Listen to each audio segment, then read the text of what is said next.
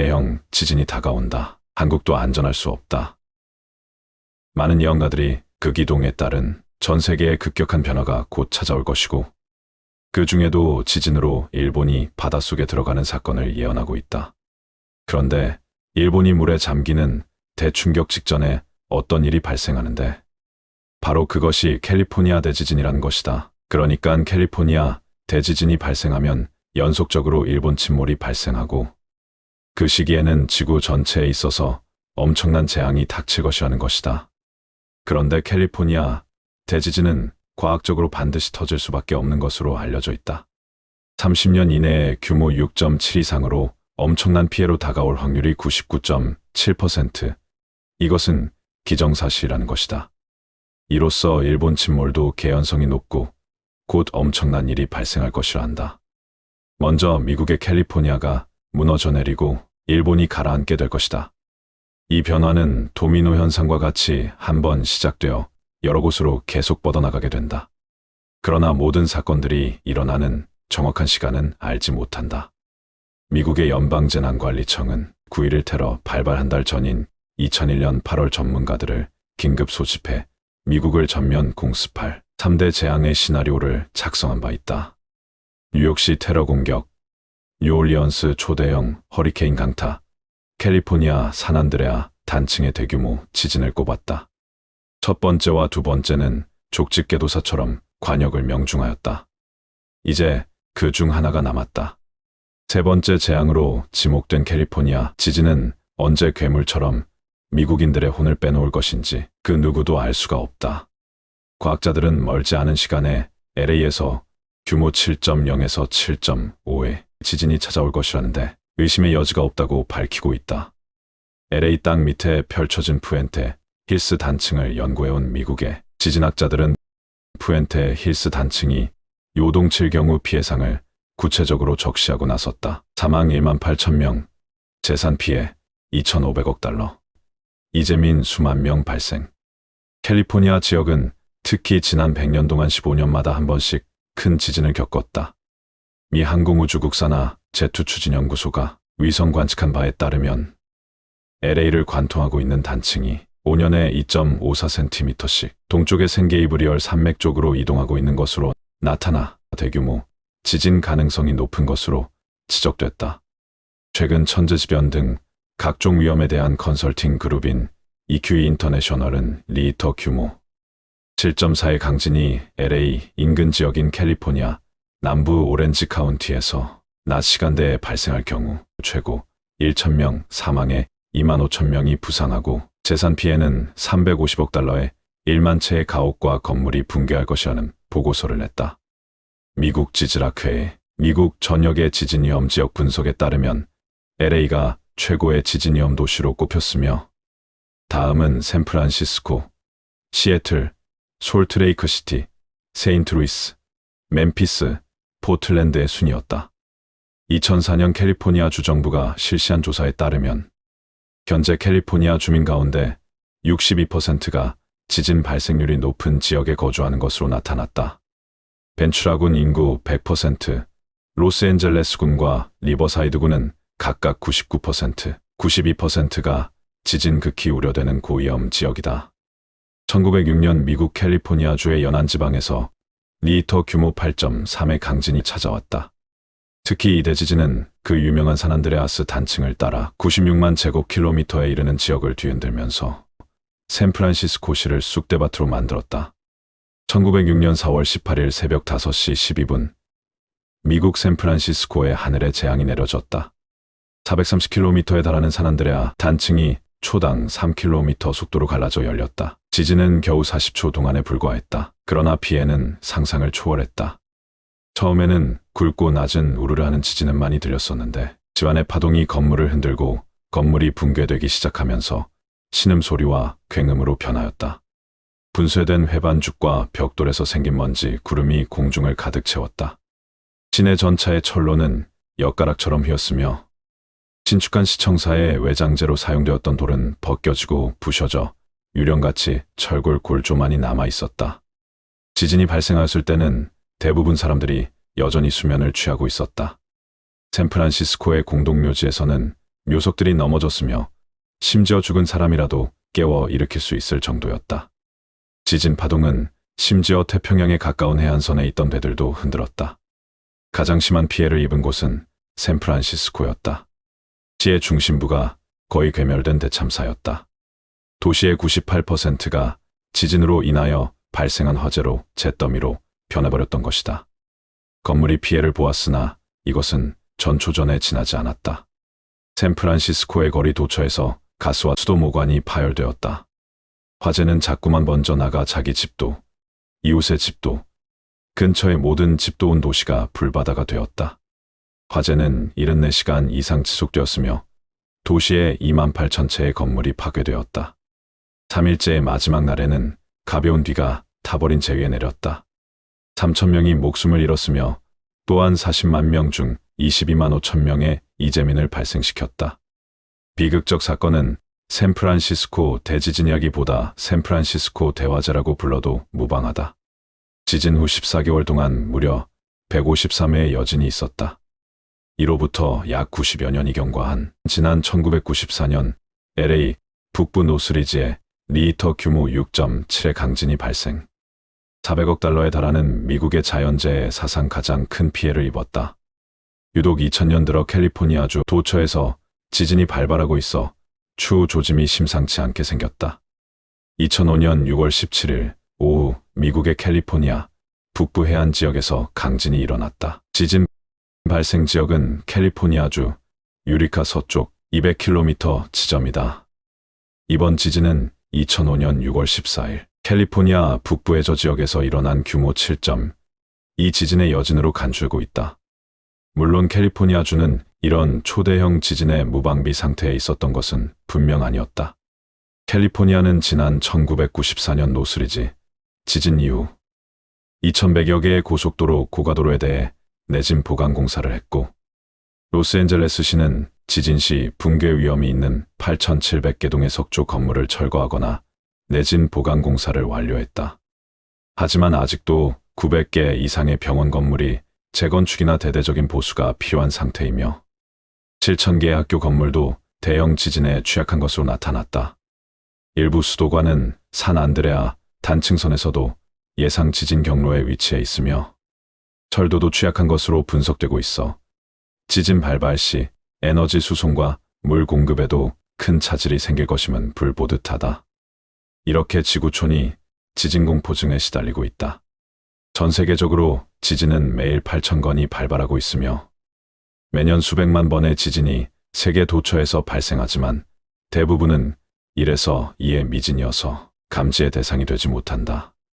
사람은 규모 3.0 이상이 돼야 지진을 명확히 느낄 수 있다고 한다. 이런 지진은 매년 5만 번씩 일어난다. 매일 30번씩 발생하는 셈이다. 큰 피해를 가져오는 규모 6.0 이상의 지진도 매년 100건이 넘게 발생한다. 전 세계의 지진의 81%가 태평양을 둘러싼 지역에서 발생하면서 지진이라 하면 대부분 캘리포니아와 일본을 떠올릴 정도로 이들 지역에 수시로 지진이 발생하고 있는데 그 이유는 무엇일까? 이 지역은 태평양판을 중심으로 여러 판들과 접해 있는 데다 상대적으로 형성된 지 얼마 되지 않은 불안정한 곳이기 때문이다. 지진은 판 구조에 의해 일어난다는 것이 일반적 정설. 지각과 멘틀의 일부가 결합해 지구 위를 덮은 여러 개의 판을 이루고 있다. 대부분 지진은 판 경계 위치 지역에서 빈번하게 발생한다. 여기에서 지진 발발의 바로 미터라 할 수 있는 것으로 활성단층이 본격 거론된다. 지질학계에서는 미국의 캘리포니아만에 있는 산안드레아스 단층처럼 현재 움직이고 있는 단층을 활성단층이라 구분한다. 활성단층이란 현재 계속적으로 변이가 일어나고 있거나 근래에 변이가 일어난 단층을 말한다. 비활성단층이란 지질학적 시간으로 오래전에 단층작용이 일어난 것으로 더 이상의 변이가 일어나지 않는 단층을 말한다. 산안드레아스 단층을 중심으로 곳곳에 수십 개의 작은 단층이 가지를 치고 있어 복잡한 지형을 이루고 있다. 지진학자들은 샌프란시스코 북쪽에서부터 캘리포니아만 어기까지 이어져 있는 거대한 산안드레아스 단층을 경계로 맨틀 위에 떠있는 지각인 태평양판은 북서쪽으로 북미파는 남동쪽으로 이동하면서 서로 힘껏 마찰력을 유발시키고 있다는 것으로 지진의 원인을 설명한다. 카트리나가 미국 뉴올리언스를 황폐화시켰듯 캘리포니아주는 대지진의 공습에 초토화될 것인가? 근래 캘리포니아에 지진이 찾아오는 기간이 잦아지고 있고, 또한 지난 1906년 샌프란시스코의 대지진을 일찍이 경험했던 터라 가설 수준으로 받아들이지 않는 것이 지배적 분위기이다. USA 투데이는 2005년 9월 12일자에서 두 붕괴가 결정적 화근이 된 뉴올리언스의 대재앙이 미국 서부 캘리포니아주에서도 얼마든지 재현될 가능성이 있다고 지적하고 있다. 캘리포니아를 비롯 미국 내 상당수 둑들이 오래전 토사로 축조한 것이어서 지진이나 홍수 등 외부 충격이 가해질 경우 최악의 상황을 감내하지 않을 수 없다는 것이다. USA 투데이는 둑 주변 저지대에 수십만 명이 몰려있는 캘리포니아주 북부 지역이 이런 위험성에 노출돼 있다면서 세크라멘토, 산호아킨 삼각주 지역을 중점 거론하고 있다. 지진 엄습 시에 특히 농촌 지역인 세크라멘토 인근에 둑이 균열될 가능성이 엄청나다는 것이다. 많은 지질학자들은 지진 예측이 사실상 불가능하다고 말한다. 지구를 덮은 여러 판의 성질이 서로 완전히 다르기 때문이다.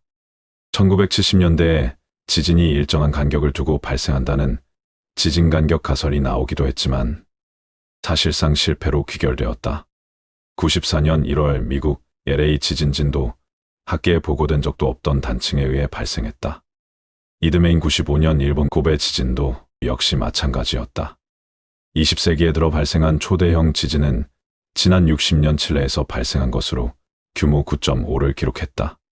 또 지난 76년 중국 당산에서 발생한 규모 8.2의 지진으로 24만 명이 희생돼 최악의 인명피해를 입혔다.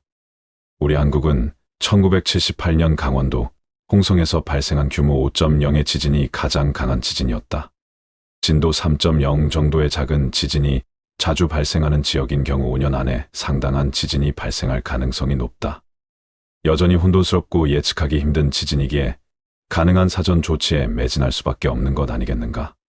이렇게 한국 역시 지진의 안전지대였지만 최근 들어 자주 발생하는 지진으로 안전지대가 아님을 알 수 있게 되었다.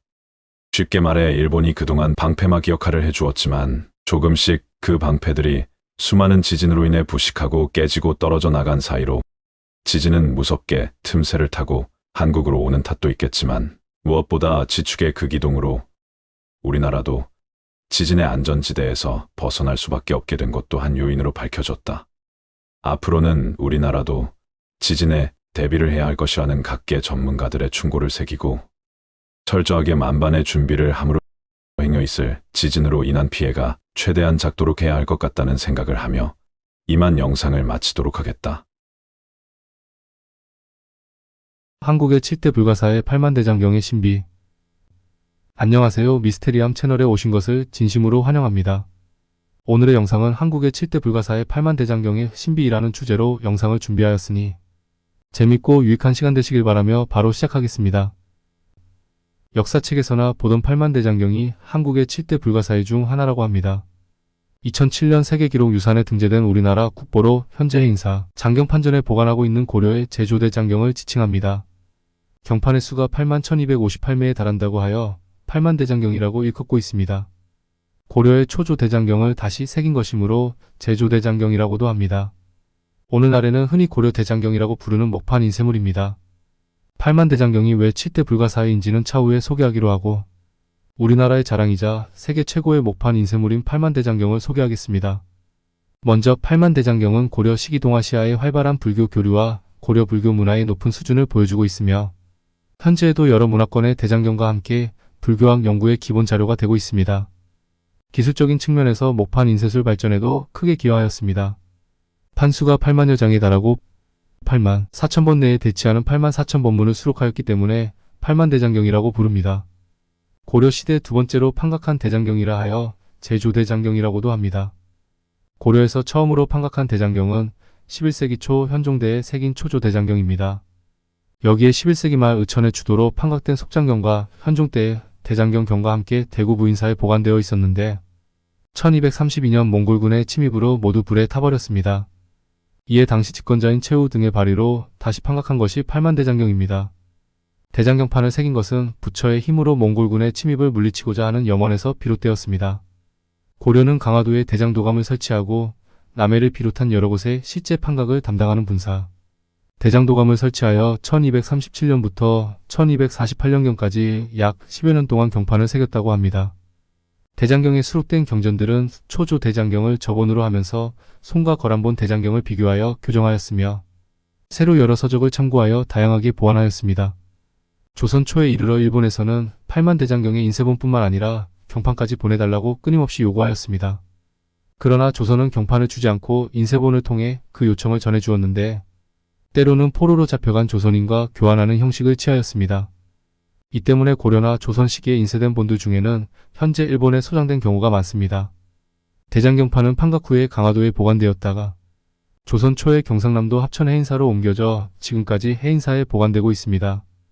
대장경판은 1962년 12월 20일 국보 제32호로 지정되었습니다. 또한 2007년 세계기록 유산에 등재되었습니다.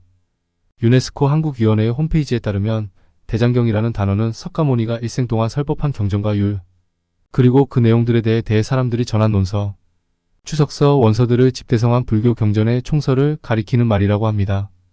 대장경판은 종이에 불경을 인쇄하기 위해 만들어진 목판이므로 말하자면 국립도서관 불교 섹션을 인쇄판과 종이 인쇄본 통째로 넣어놨다고 보면 됩니다.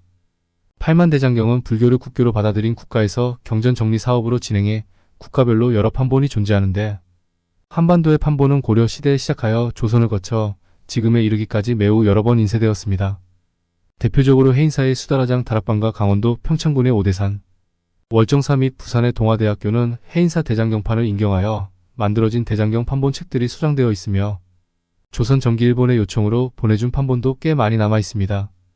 현재까지 대장경판과 인쇄본이 모두 남아 원형을 확인할 수 있는 팔만대장경 중 가장 오래된 것이 고려의 팔만대장경입니다. 팔만대장경의 경판 숫자는 1915년 조선 총독부에 의해 처음 8258매로 집계되었습니다. 그 뒤로 대한민국 정부가 1962년 국보 지정 당시 별도의 확인 작업 없이 이 숫자를 그대로 적용하면서 그동안 정확한 수량과 훼손 여부 등을 둘러싸고 논란이 있기도 했습니다. 이에 따라 문화재청에서는 2000년부터 실시한 해인사 고려대장경 디지털 영상화 및 기초자료 데이터베이스 사업, 2014년에 수립한 해인사 대장경판 중장기 종합보존관리 계획에 따른 조사 등을 통해 최종적으로 경판의 숫자가 8135매임을 밝혔습니다. 하지만 이는 일제강점기인 1915년과 1937년에 제작 추가된 경판 36개가 포함된 수치입니다. 목적이 불교 경전 아카이브인 만큼 후대에 집필된 경전이 추가되면 이상하지 않은 일입니다. 일본판 다이쇼 신수대장경에도 후대에 추가된 경들이 존재합니다. 후대에 추가된 경들의 문화재적 가치를 두고는 일반인들은 물론 전문가들 사이에서도 의견이 엇갈리는 만큼 학문적, 사회적 합의가 절실합니다. 팔만대장경의 인쇄본은 북한의 묘양산에 있는 보현사에 소장되어 있는데 여기에도 장경판각이 있습니다. 팔만대장경은 제작 이후 사라질 뻔한 위기를 세 차례 겪었습니다. 첫 번째는 바로 조선의 태종에서 세종대에 벌어진 일입니다. 일본의 다른 다이묘들은 본인들이 불교 신자이기도 했고 동시에 일본 사회의 주요 권력의 축이기도 했던 불교와의 관계를 위해서도 고려가 보유한 불교 경전 컬렉션 팔만대장경에 굉장한 관심을 보였습니다. 동시에 일본의 승려들도 송과 요해의 대장경을 계승한 것으로 고려 대장경이 불경으로서의 정밀도가 굉장히 높다는 점을 인정하고 있었습니다. 희한하게도 10세기에 처음 목판본이 등장했던 송이나 거란, 고려와 달리 일본에서는 700년 동안 대장경의 목판을 제작하지 못했습니다. 팔만대장경의 경판을 얻지 못한 절에서는 책으로 경판을 구해서 일일이 필사하기도 했습니다. 이미 태조 때 원료 중으로 마치 막부의 규슈 단다이에 있던 이마가와 사다요, 갈레이트 아마 요시나리, 심지어 무르마치 쇼군 원도이나 도전 원희정 원고도 고려 대장경에 관심을 보였습니다. 고려 말기부터 조선 초기까지 여러 번 사신을 보내어 대장경 인쇄본을 요구한 기록이 조선 왕조실록에 보입니다. 주로 외구 진남 및 고려 조선 측 인질 송환에 대한 대가로 대장경을 요구하는 경우가 많았고 태종 때에는 인도네시아에서 선물로 받은 코끼리를 가지고 와서 바치며 팔만대장경 경판의 인쇄본을 요청하기도 했습니다. 오늘날의 주국 후 지방인 스오의 슈고 다이묘인 오우치씨의 경우 스스로 백제 임성태자의 후손인 도레인 가문으로서 친조 정책을 취했고 조선 정부에서도 오우치씨를 백제의 후손으로 인정해서 조선 초기에는 상당히 교류가 많았습니다. 그러던 와중에 조선의 왜고 진압의 공정 및 예탄반도 국가인 백제와의 연고를 들어 조선에 꾸준히 8만 대장경 경판을 달라고 요구했습니다. 당시 불교가 여전히 중요했던 일본과는 달리 조선은 숭불이 기조였습니다. 이를 파악한 조선 조정에서는 대장경은 나라에서도 귀한 것이라는 이유로 거절하였습니다. 그럼에도 일본이 끊임없이 대장경을 청구하였고 심지어 쇼군이 나서서 8만 대장경을 받아오라고 하였습니다. 세종 5년 무르마치 슈군 아시카가 요시모치의 사신으로 조선에 왔던 승려 규주 법령의 경우 조선에 와서 세종에게 8만 대장경 경판을 요청하였습니다. 이때 세종께서는 저들이 자꾸 와서 8만 대장경을 달라고 하는데 그냥 줘버릴까? 라고 신하들과 논의하였지만 대신들은 이를 반대하였습니다. 세종실록에는 임금께서 대장경판은 무용지물인데 이웃나라에서 청구한다 하여 처음에는 이를 주려고 하였으나 대신들이 논의하여 말하기를 경판은 비록 아낄 물건이 아니오나 일본이 계속 청구하는 것을 지금 만약에 일일이 줬다가 뒤에 줄 수 없는 물건을 청구하는 것이 있게 된다면 이는 먼 날을 염려하는 것이 되지 못하옵니다 라고 판단하였기 때문에 임금께서 일본의 청구에 응할 수 없다고 답하셨다라고 기록되어 있습니다. 먼저 8만 대장경은 16년의 제작 기간 중에 판각 기간만 약 12년 정도가 걸렸다고 합니다. 판각이라 함은 나무 조각의 그림이나 글씨를 새기는 것을 뜻합니다. 그리고 8만 대장경에 쓰인 나무로 3분의 2가 3번 나무의 목재를 이용했다고 합니다. 3번 나무가 쓰인 이유로는 그 시대 주위의 가장 흔한 나무종이며 재질이 균일하다는 이유로 3번 나무가 쓰였다고 전해집니다. 연도에 따라 판각량은 달랐지만 12년 동안에 8134판, 글자는 5200만 자가량을 판각하였는데 과연 그 많은 판각을 어떻게 하였는지 의문입니다. 아주 숙달된 각수로 하여금 옛날 방식으로 대장경판을 시켜보았더니 하루에 20여 자를 넘지 못했다고 합니다. 이러한 사실을 바탕으로 당시 판각에 참여한 각수를 추정해보면 약 53명이 됩니다.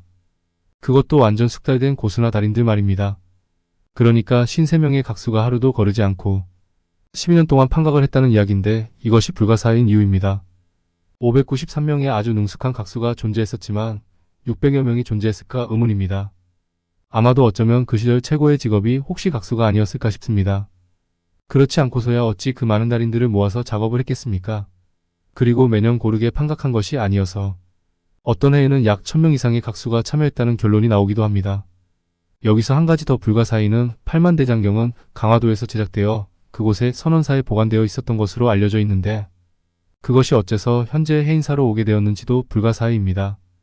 거기에 대한 자료가 많지 않아서 아직까지도 정확하게 알 수는 없습니다. 여러 가지 학설이 있는데 강화도가 아닌 남해나 거제도 등에서 새겨서 해인사로 가져왔다는 주장도 있으나 신빙성이 떨어집니다. 대장경판이 원래 두 벌이었다는 주장도 있습니다. 이 주장은 한 벌은 남해나 거제도에서 나무를 가져와 해인사에서 새겼고 또 하나는 서해안에서 나무를 실어다가 강화도에서 새긴 것으로 보고 있습니다. 이것은 판각 위치나 옮겨온 경로에 대한 문헌의 기록과도 맞아떨어지고 있습니다. 그러나 한 벌을 새기는 것도 많은 국력이 동원되었는데 두 벌이나 만들 수 있었을까 하는 의문이 있습니다. 그래서 현재도 8만 대장경은 한국의 불가사의로 남아있는 것입니다. 한국의 국보 8만 대장경을 잘 보존하는 것이 무엇보다 중요한 우리들의 과제라 생각합니다. 최근 8만 대장경의 보존 상태와 관련된 연구가 진행되었습니다. 2023년 문화재청은 8만 대장경의 보존 상태를 점검하고 디지털화 작업을 통해 경판의 손상 여부를 확인하는 프로젝트를 완료했습니다. 이 프로젝트는 8만 대장경의 경판을 3D 스캔하여 디지털 아카이브를 구축하는 것을 목표로 하였습니다. 이를 통해 경판의 손상 부위를 정확히 파악하고 향후 보존 및 복원 작업에 중요한 자료로 활용될 예정입니다. 또한 최근에는 8만 대장경의 제작 과정과 관련된 새로운 학설이 제기되었습니다. 일부 학자들은 8만 대장경의 판각 작업이 단순히 종교적 목적뿐만 아니라 고려의 정치적 상황과도 밀접한 관련이 있다고 주장하고 있습니다. 이들은 8만 대장경이 몽골의 침입을 막기 위한 일종의 정치적 상징물로서 제작되었으며 이를 통해 고려의 단결과 저항 의지를 표현하고자 했다고 설명합니다. 이와 같은 연구와 학설들은 8만 대장경의 역사적, 문화적 가치를 재조명하는 데 중요한 역할을 하고 있으며 앞으로도 다양한 연구가 지속될 것으로 기대됩니다. 오늘의 영상을 어떻게 보셨는지요? 좀 더 다양하고 재미있는 또 다른 영상을 준비하기 위한 좋아요, 구독 부탁드리며 지금까지 미스테리함이었습니다. 감사합니다.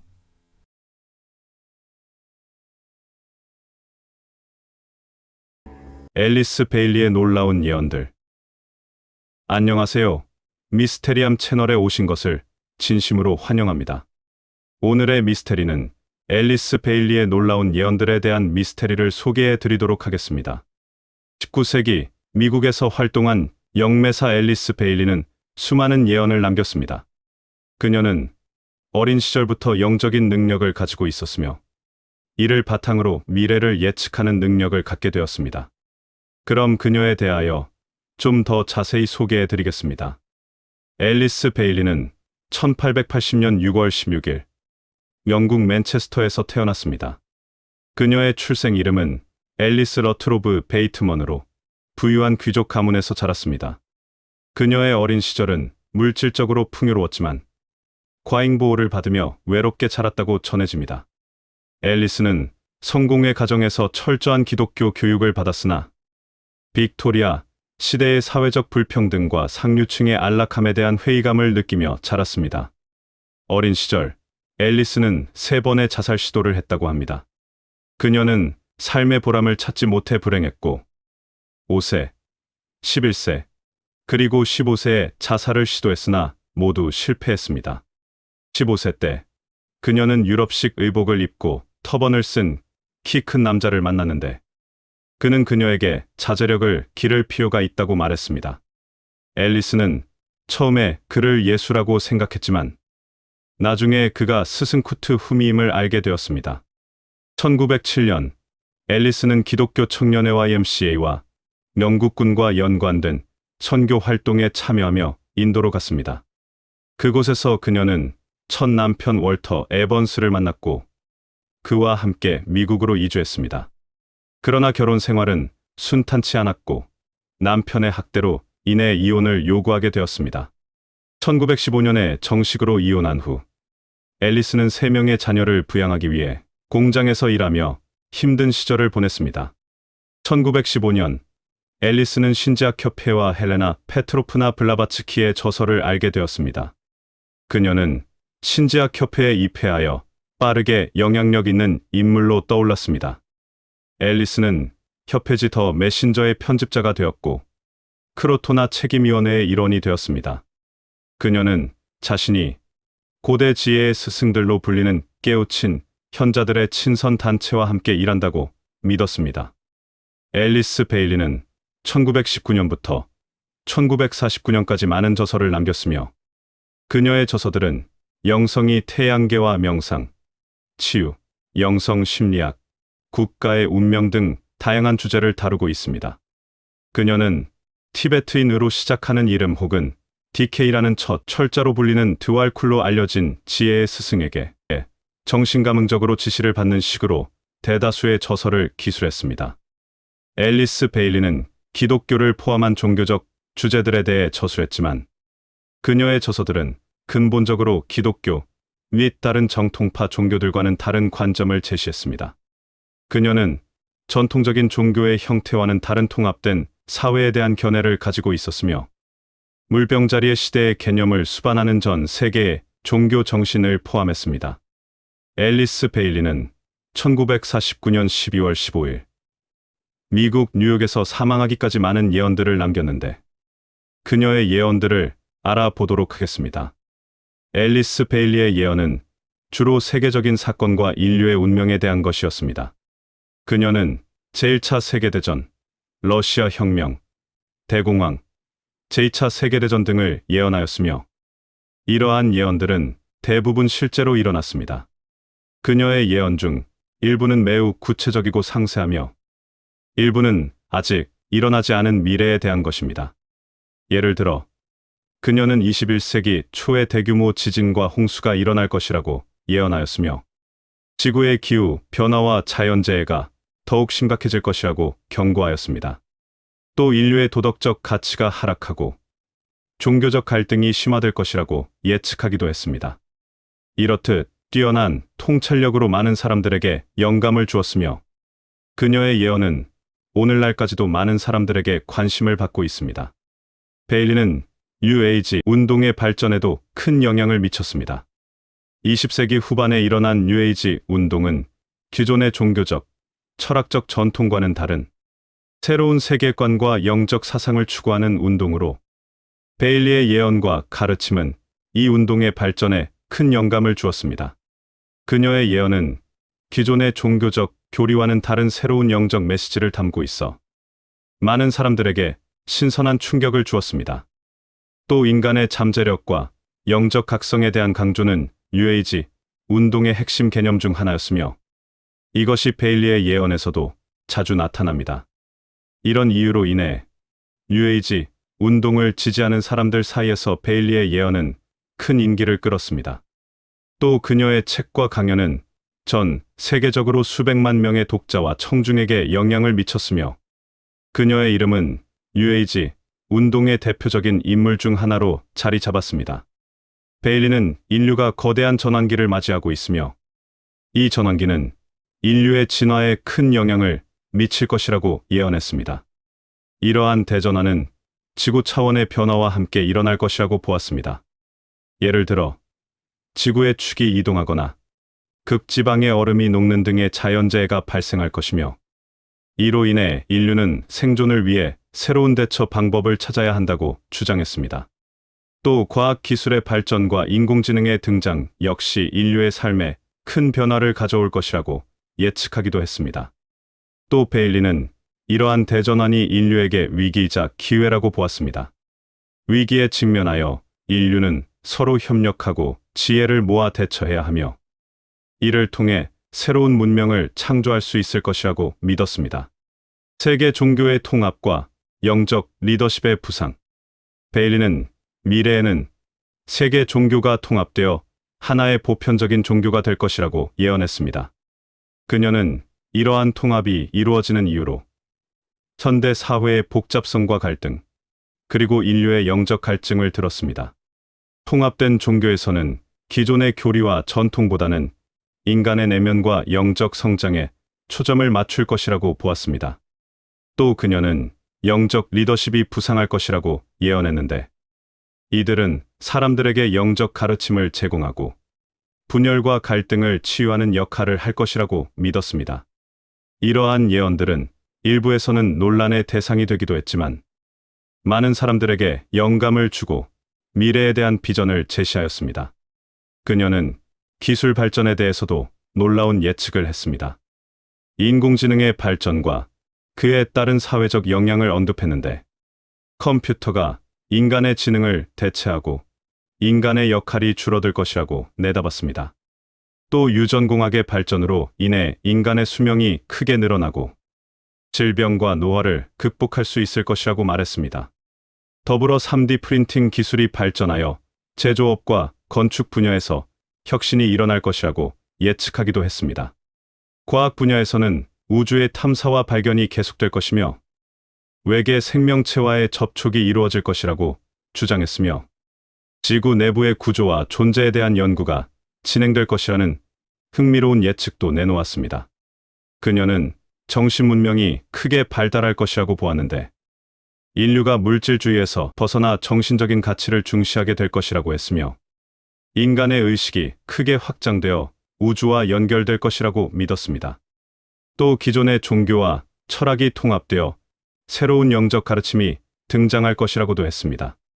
이러한 의식의 전환은 인류의 삶과 사회 전반에 큰 변화를 가져올 것인데 사람들이 더 평화롭고 조화롭게 살게 되며 서로 협력하여 지구 환경을 보호하고 지속 가능한 발전을 추구하게 될 것이라고 보았습니다.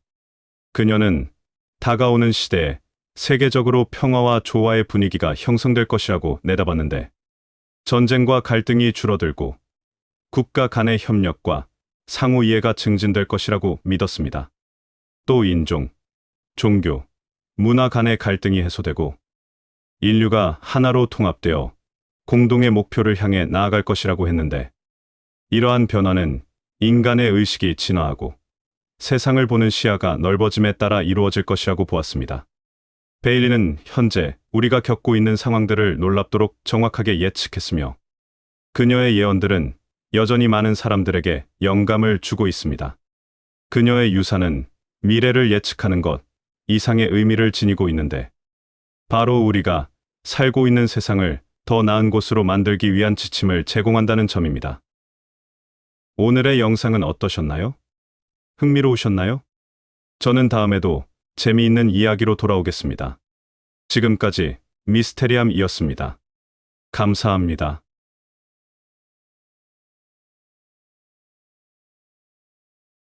지구의 위험 경고등이 켜졌다.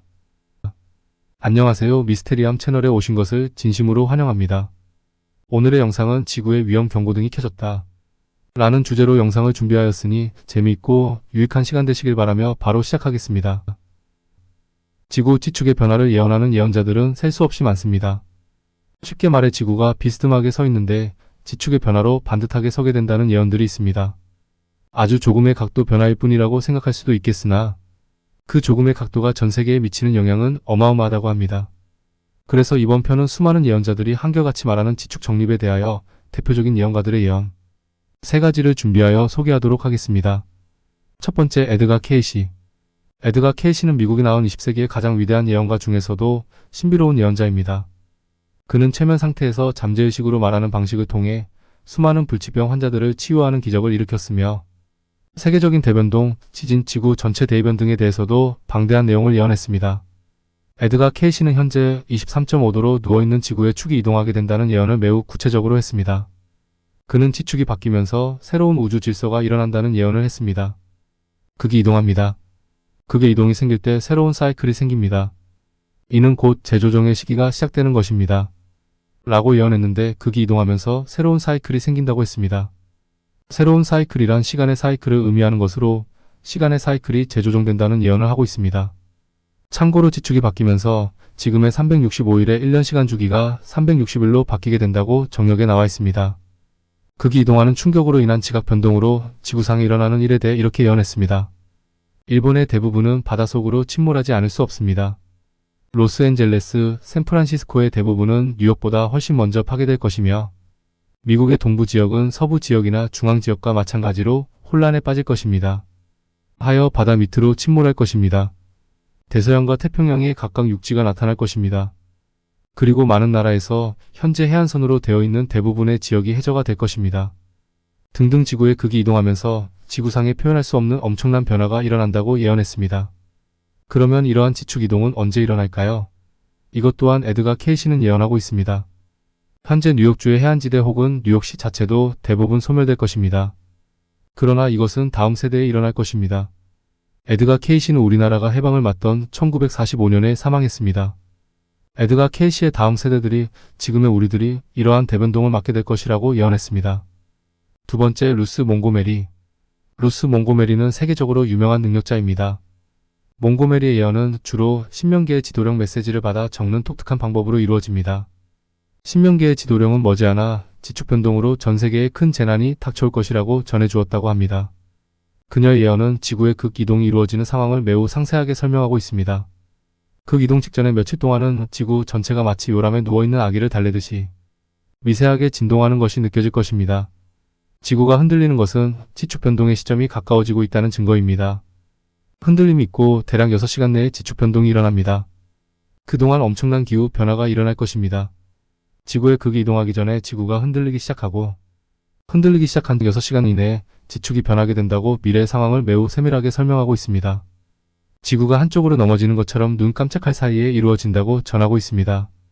이러한 지축의 변동으로 지구는 엄청난 변화를 맞게 되는데 그 부분에 대한 내용도 매우 상세하게 예언하고 있습니다. 지구 내부에서의 폭발은 바다 표면에 새로운 육지를 솟아오르게 할 것입니다. 한쪽은 바닷물이 육지를 먹어 삼키고 한쪽은 바닷물이 육지를 토해낸다고 생각하면 됩니다. 지축의 변화로 인해 새로운 육지가 솟아오르고 이전에 있던 육지는 바닷속으로 침몰한다고 합니다.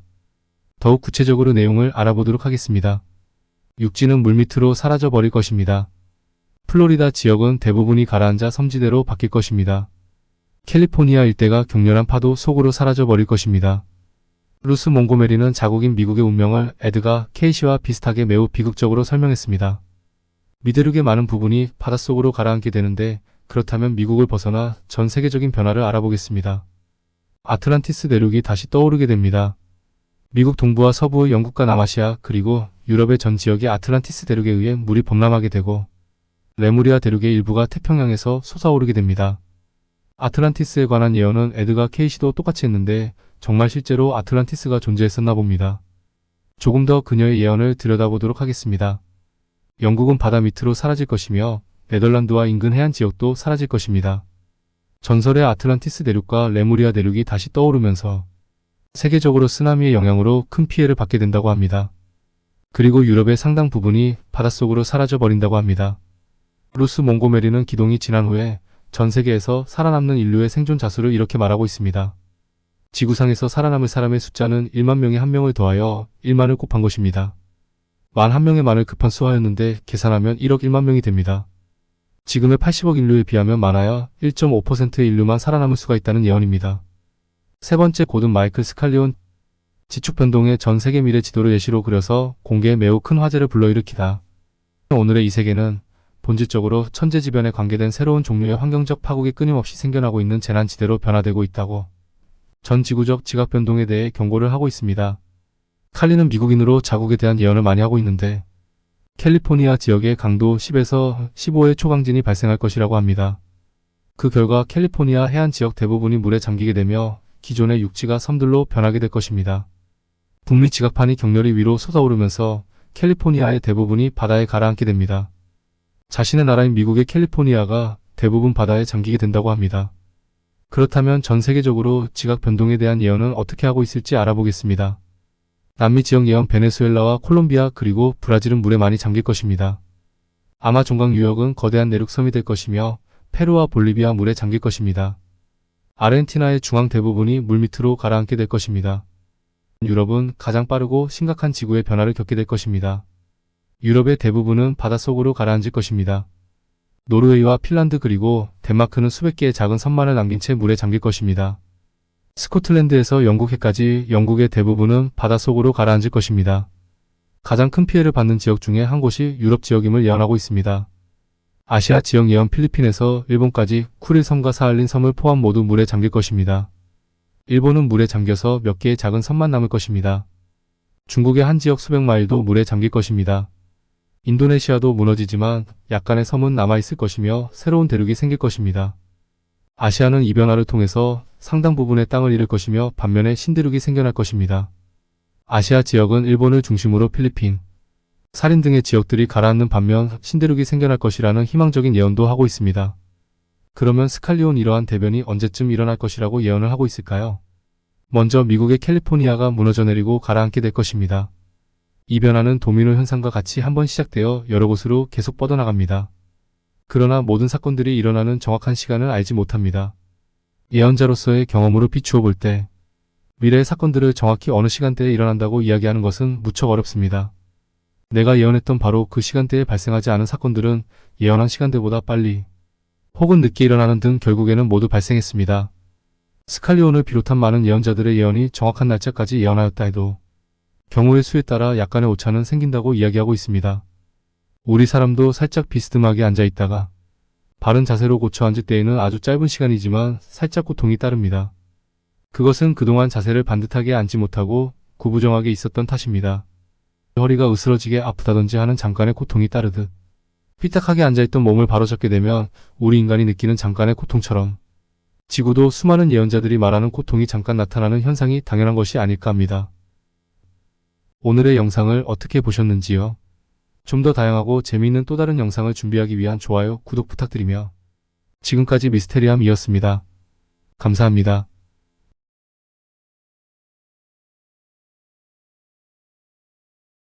실비아 브라운의 놀라운 예언들. 안녕하세요. 미스테리함 채널에 오신 것을 진심으로 환영합니다. 오늘의 미스테리는 실비아 브라운의 놀라운 예언들에 대한 미스테리를 소개해 드리도록 하겠습니다. 혹시 여러분은 실비아 브라운을 아시나요? 그녀는 놀라운 예언으로 많은 사람들을 놀라게 한 유명한 예언가라고 합니다.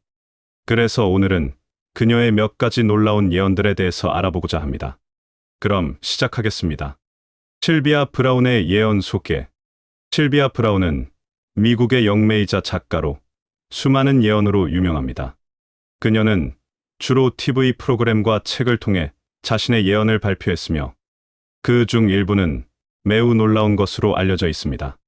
그녀의 대표적인 예언 중 하나는 존 F. 케네디 대통령의 암살 사건에 관한 것입니다. 1963년에 일어난 이 사건 이후 브라운은 케네디 대통령이 암살범의 총에 맞은 것이 아니라 머리에 부상을 입어 사망했다고 주장했습니다. 이 예언은 나중에 케네디 대통령의 부검 결과와 일치하는 것으로 밝혀져 큰 화제를 모았습니다. 또 다른 예언으로는 9.11 테러에 대한 것이 있습니다.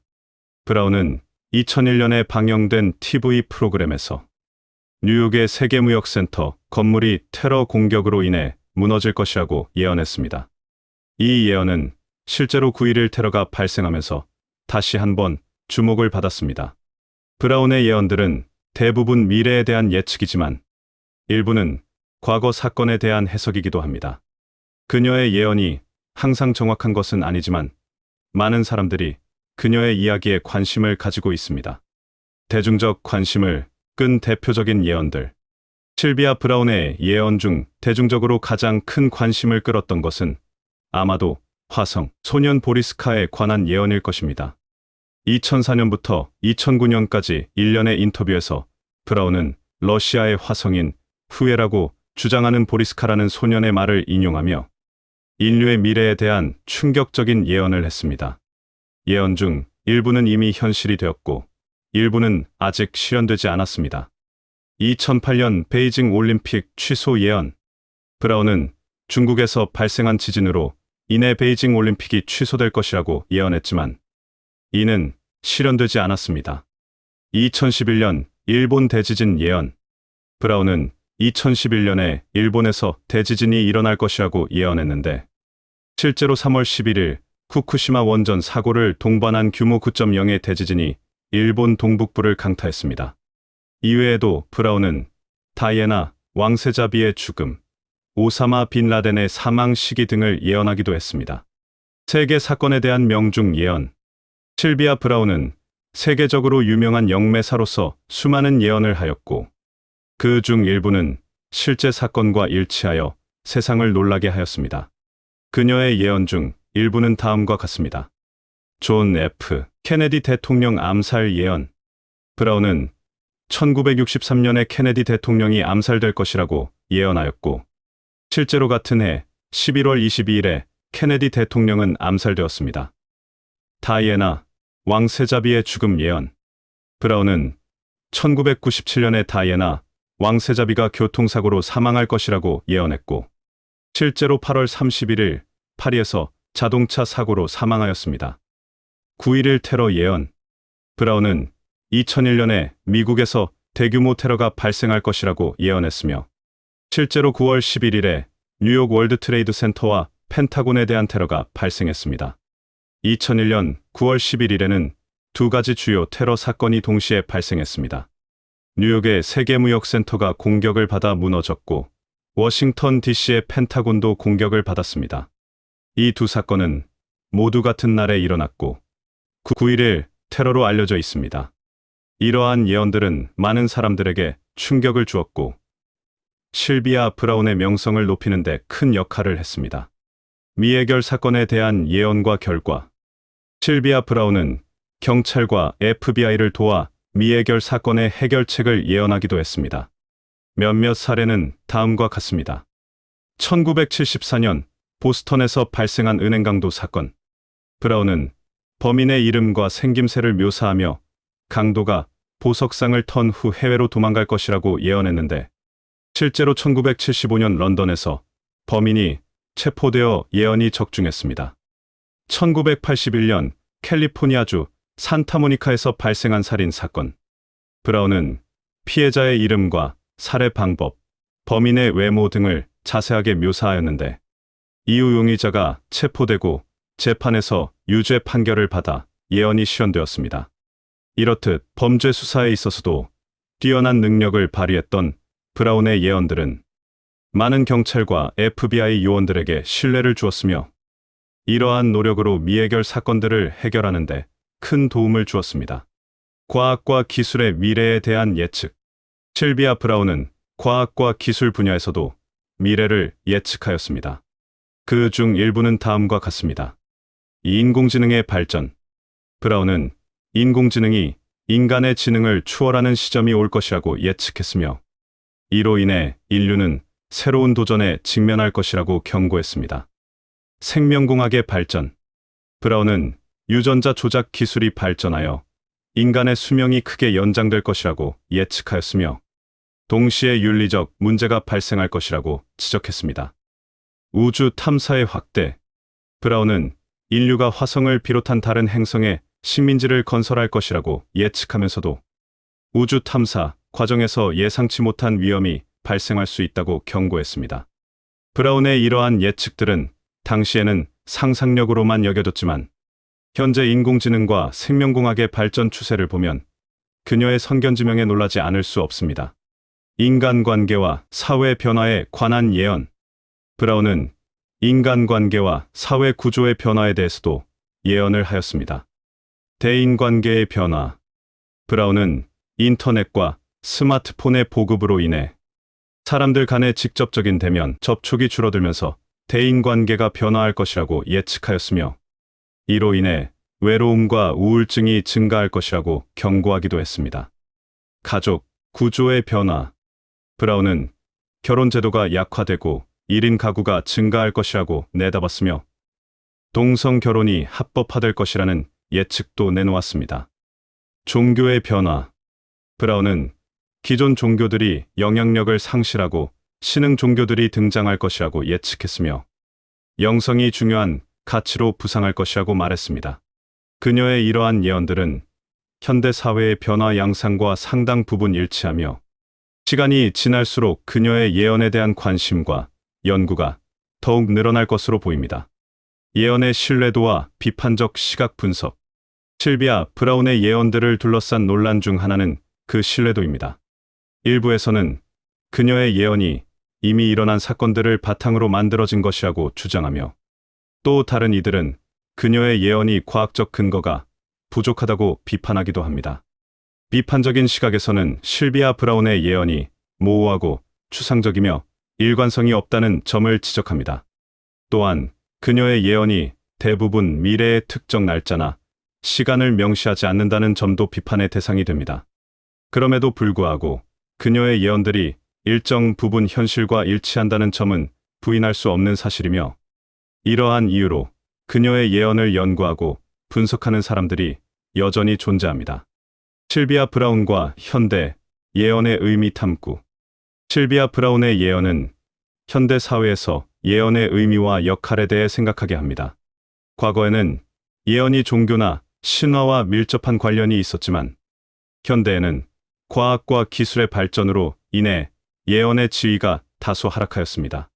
그러나 여전히 많은 사람들이 예언에 관심을 가지고 있으며 이것이 우리의 삶에 미치는 영향을 무시할 수 없습니다. 실비아 브라운의 예언처럼 현재 일어나는 일들과 연관되어 보이는 예언들은 사람들에게 희망과 불안을 동시에 안겨줍니다. 이러한 예언들은 우리가 미래를 예측하고 대비할 수 있다는 믿음을 주기도 하지만 한편으로는 우리의 통제력을 벗어난 운명이 존재한다는 불안감을 증폭시키기도 합니다. 오늘은 이렇게 실비아 브라운이라는 예언가에 대해 알아보았는데요. 그녀가 말한 예언들이 모두 적중할지는 모르겠지만 그래도 재미로 한 번씩 읽어보면 좋을 것 같습니다. 그럼 다음에도 흥미로운 이야기로 찾아오겠습니다. 지금까지 미스테리함이었습니다. 감사합니다.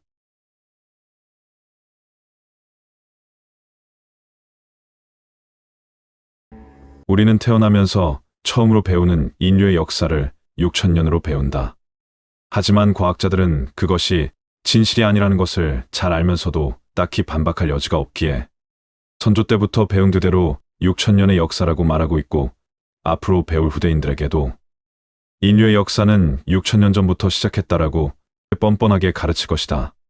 하지만 각성한 많은 사람들은 이대로는 안 된다고 말을 하고 있다. 그럼에도 딱히 누구 하나 정답을 내놓지 못하고 있는 실정인 것이다. 이게 아닌데 하면서도 배우고 가르쳐야 한다니 그것보다 무지하고 어리석은 것이 어디 있겠는가. 아마도 성경 속 연대기를 잘못 추정해서 6,000년이라고 못 박았을 것이겠지만 천지창조로 지구가 태어난 것이 고작 6,000년이라는 것은 잠자는 아이가 방귀 뀌는 상황이다. 그저 어처구니가 없어서 헛웃음이 난다고나 할까? 그 성경 역시 해석을 제대로 하였나 의구심이 들기는 마찬가지이다.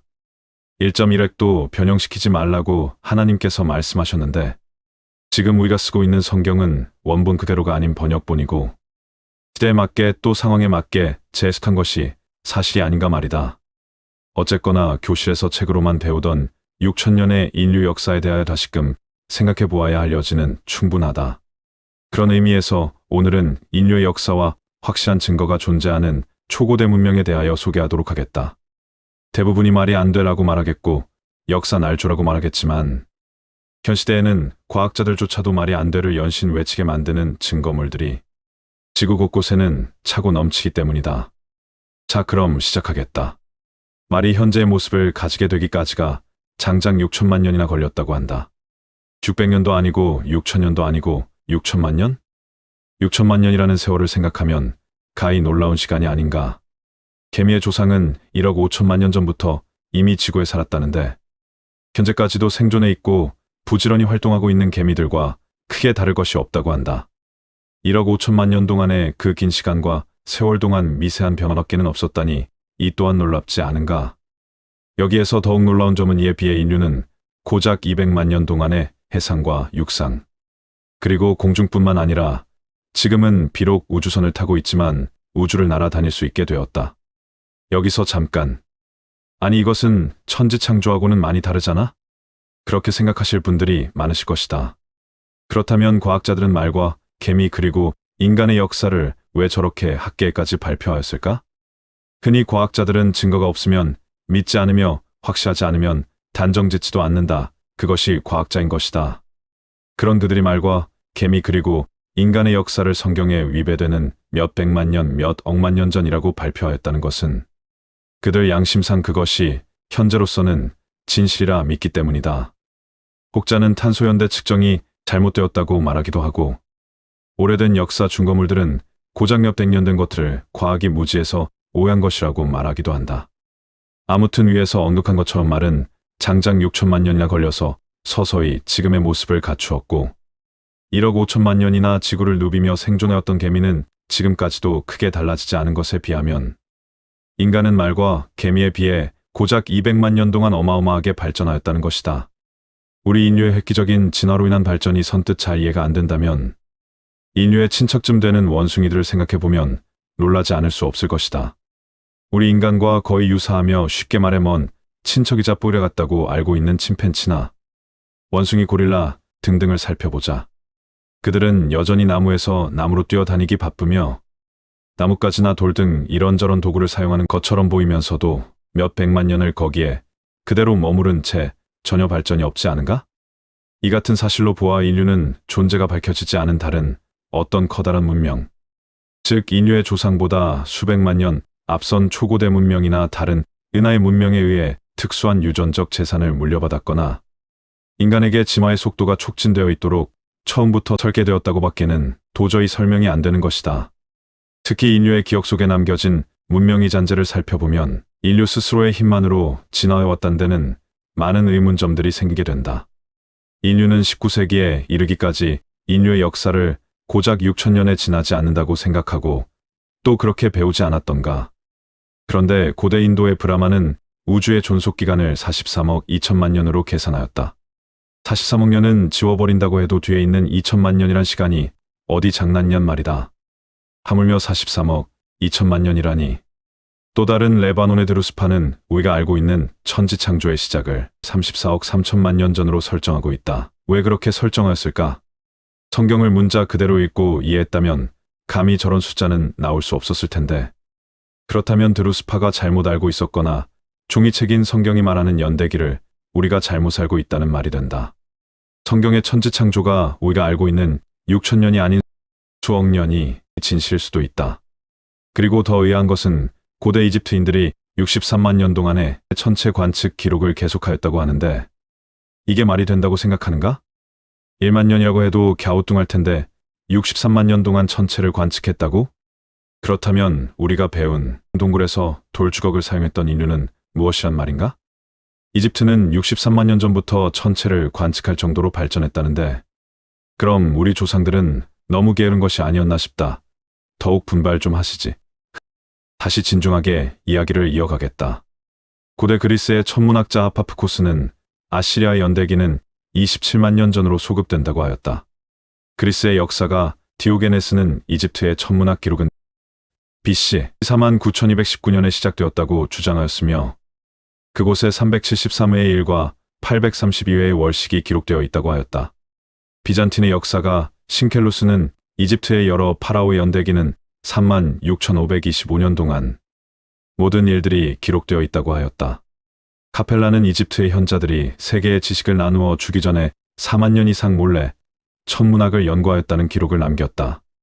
바빌로니아의 태음력과 이집트의 태양력의 시작은 기원전 1만 1542년에 일치되어 있다. 인도의 달력은 기원전 1만 1652년부터 시작되었다. 또한 플라톤에 의하면 아틀란티스가 가라앉은 시기는 기원전 9850년이라고 했는데 조로아스터교의 책에는 시간의 시작이 기원전 9600년에 있었다고 하였다. 보통 우리가 역사책에서 배우는 것은 나일강 유역에 최초로 국가가 세워진 연대를 4000년으로 알고 있다. 그러나 그리스의 역사가 헤로도투스와 동시대 사람들은 1만 7000년 전의 것으로 보이는 이집트의 고문서를 보존하고 있다고 하였다. 게다가 이집트의 역사를 서술한 이집트의 신관 마네토는 그의 저서에서 기원전 1만 7000년보다 훨씬 오래된 책에 대하여도 언급하였다. 그리고 비잔틴의 역사가 스넬리우스는 이집트의 신관들이 3만 6512년이라는 오랜 세월에 걸쳐 쓴 고대연대기라는 고문서에 대해서도 썼다. 이러한 사실을 허무맹랑하다고 생각할 수도 있다. 약 5만 년 전에 인류가 벌써 문자를 사용하고 있었다는 말이 되기 때문이다.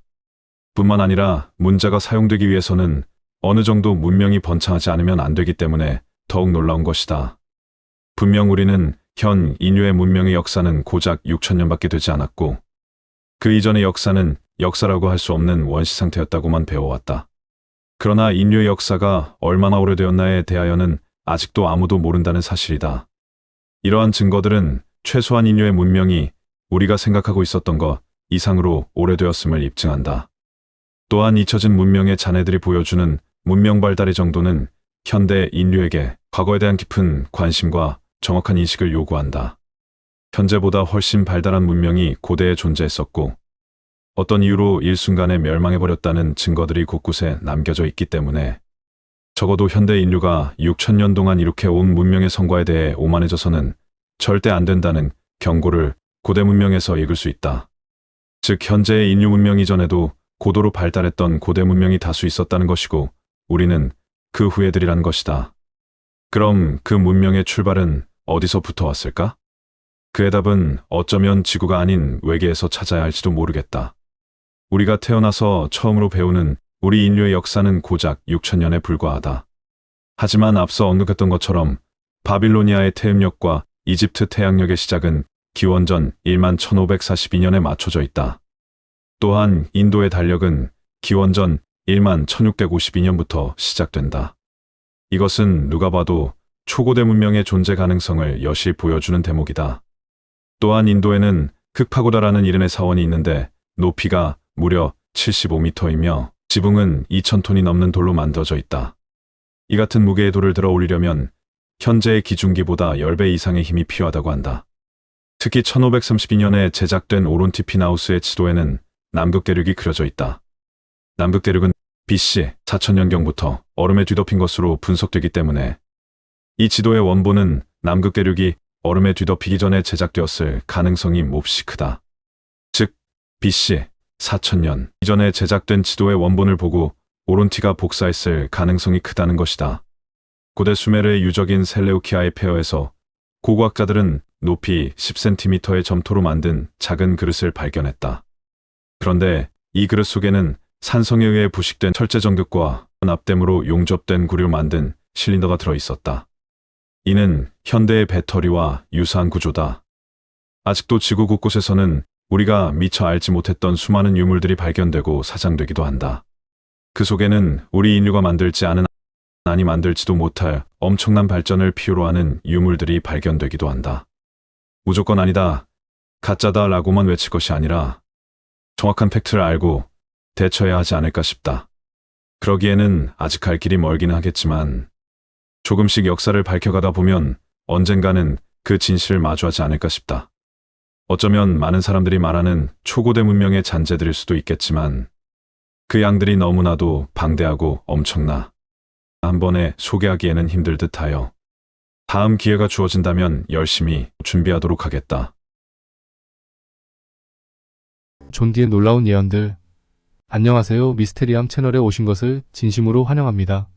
오늘의 미스테리는 존 D라는 역사 속 놀라운 예언들에 대한 미스테리를 소개해 드리도록 하겠습니다. 여러분 혹시 역사 속에서도 신비롭고 놀라운 인물들이 많은데요.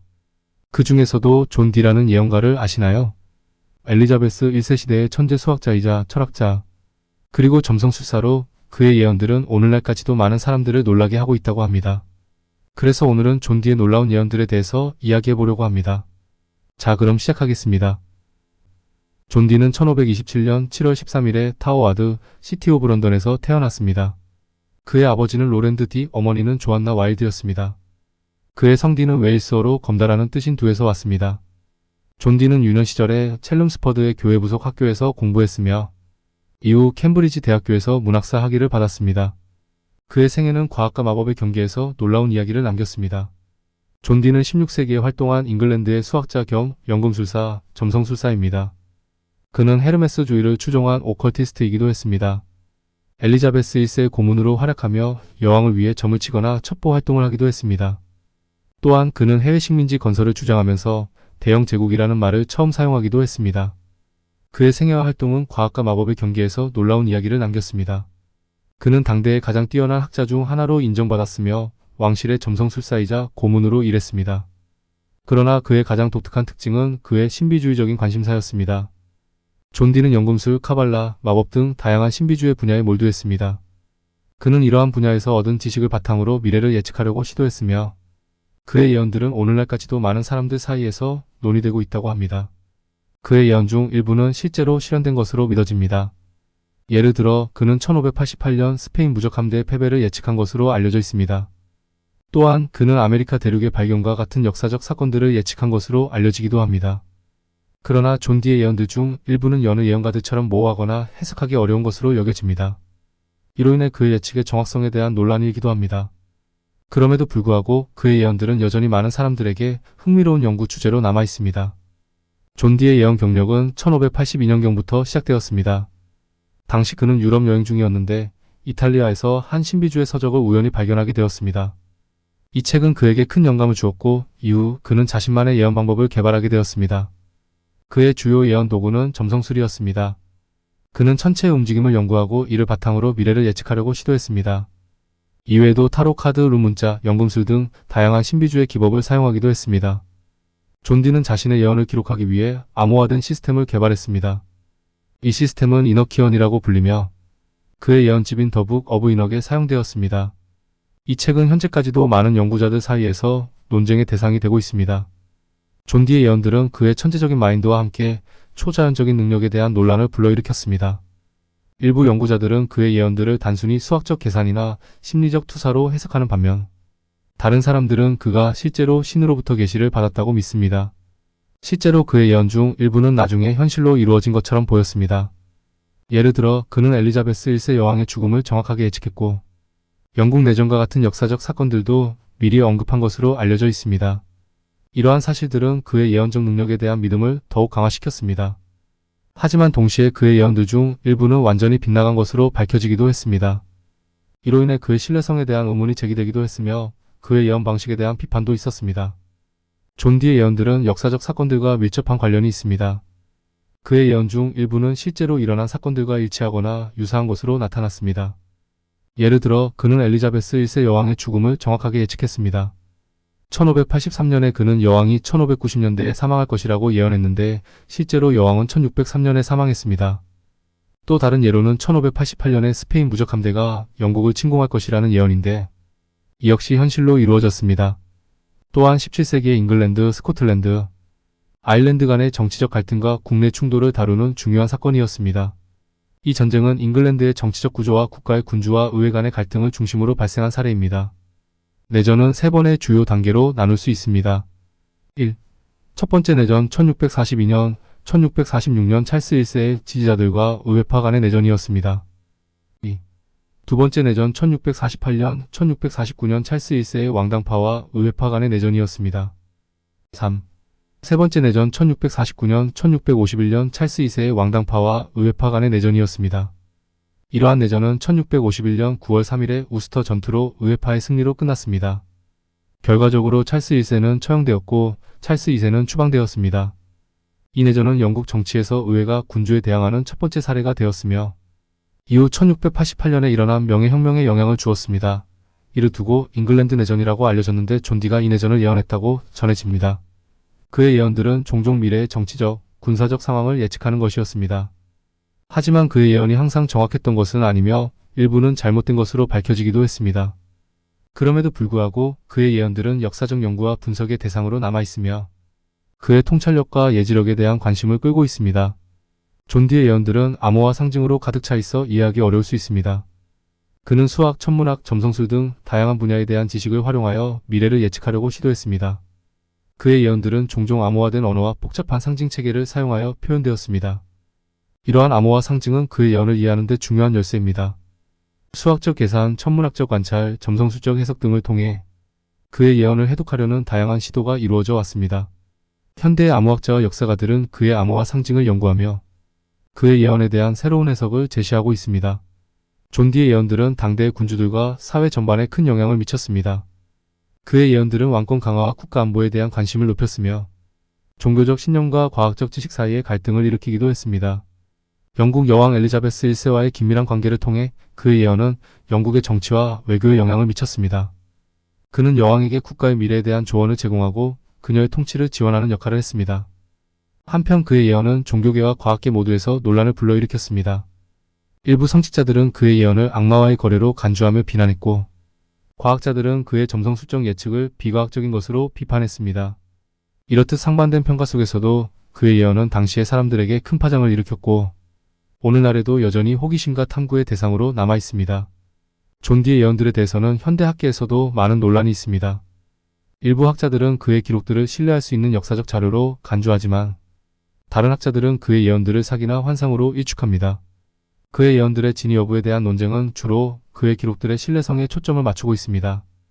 일부 학자들은 그의 일기와 편지들이 조작되거나 위조되었을 가능성을 제기합니다. 또 다른 학자들은 그의 기억력이나 상상력이 그의 기록들에 영향을 미쳤을 수도 있다고 주장합니다. 그럼에도 불구하고 존 디의 예언들은 수많은 세대에 걸쳐 영감과 미스터리를 불러일으키며 그의 유산은 계속해서 탐구와 해석의 대상이 되고 있습니다. 오늘날 우리가 살고 있는 세계에서는 과학과 기술이 점점 더 발전하고 있지만 동시에 미신과 초자연적인 믿음도 여전히 존재합니다. 이러한 맥락에서 존 디의 예언들은 과학과 미신의 경계를 넘나드는 흥미로운 사례를 제공합니다. 존 디의 예언들은 미래를 예측하려는 인간의 욕구와 불안을 반영하며 과학적 방법론과 미신적 사고방식 사이의 긴장을 보여줍니다. 그의 점성술과 마법 이론은 당시의 지식과 신념 체계에 뿌리를 두고 있었지만 동시에 현대적인 시각에서 보면 비과학적이고 신비주의적인 요소를 내포하고 있습니다. 존 디의 말년은 모트레이크 자택에서 치과하였고 그의 딸 캐서린이 존 디가 사망할 때까지 돌봤습니다. 존 디는 1608년 말 또는 1609년 초에 향년 81세로 사망하였다고 알려져 있습니다. 사망 기록이 분실되어 정확한 날짜를 알기 어렵고 묘비 또한 사라졌다고 합니다. 지금까지 존 디라는 인물에 대해 살펴보았습니다. 그는 비록 오늘날에는 잊혀진 존재이지만 당대 사람들에게는 엄청난 영향력을 행사했던 인물입니다. 특히 그가 남긴 예언들은 아직까지도 많은 사람들 사이에서 회자되고 있을 정도로 유명합니다. 여러분도 이 영상을 통해 그의 삶과 업적에 대해 자세히 알게 되셨으면 좋겠습니다. 오늘의 영상은 어떠셨나요? 흥미로우셨나요? 저는 다음에도 재미있는 이야기로 돌아오겠습니다. 지금까지 미스테리함이었습니다. 감사합니다.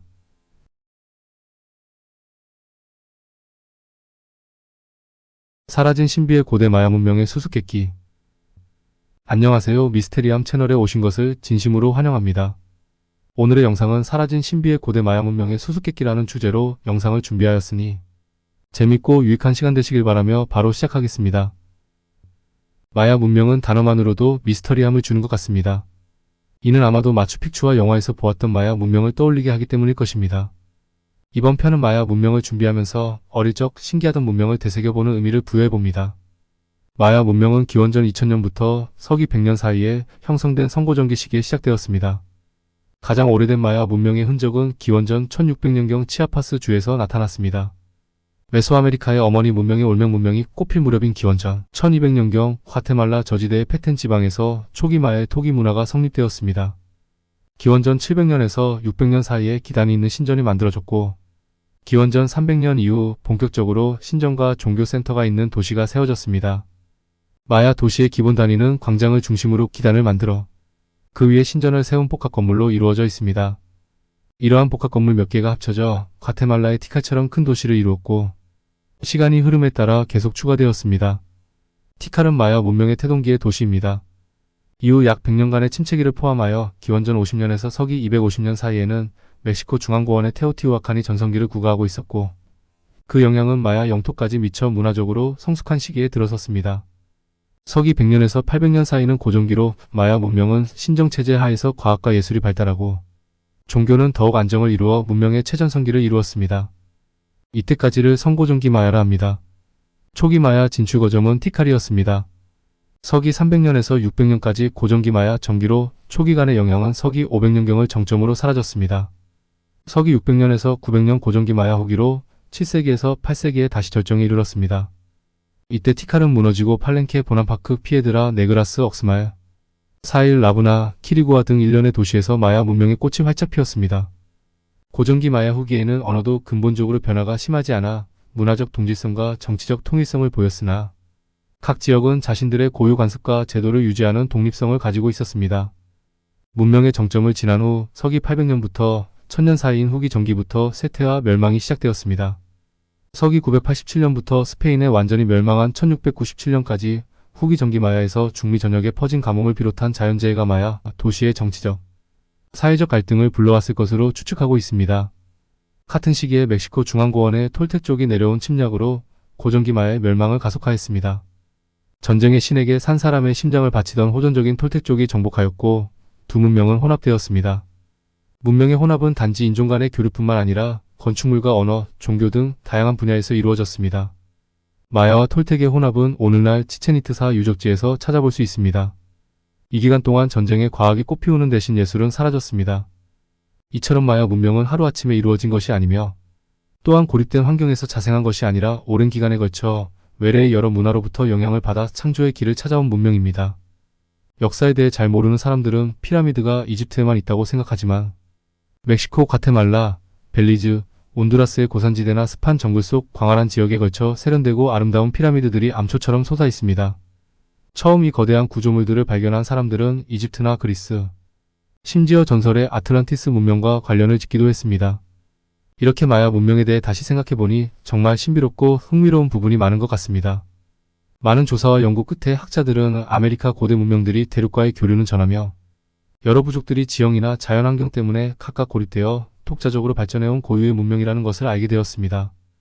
다만 왕릉으로 쓰였던 이집트의 피라미드와는 달리 고대 아메리카 문명들의 신전들은 신들을 경배하고 제사를 지내기 위해 높이 쌓아 올린 제단입니다. 고대 아메리카 문명들은 어떤 면에서는 비인도에서 숫자 0의 개념을 도입하기 1000년 전에 이미 0의 개념을 알았고 수학과 천문학에 응용하여 정확한 계산이 필요한 달력과 건축에 사용할 만큼 고도로 발달되었습니다. 그러나 어떤 면에서는 문명이 아주 초보적인 단계에 머물렀습니다. 이 문명들은 여러 가지 면에서 기존의 고대 문명들과 매우 다른 독특한 특징을 가지고 있습니다.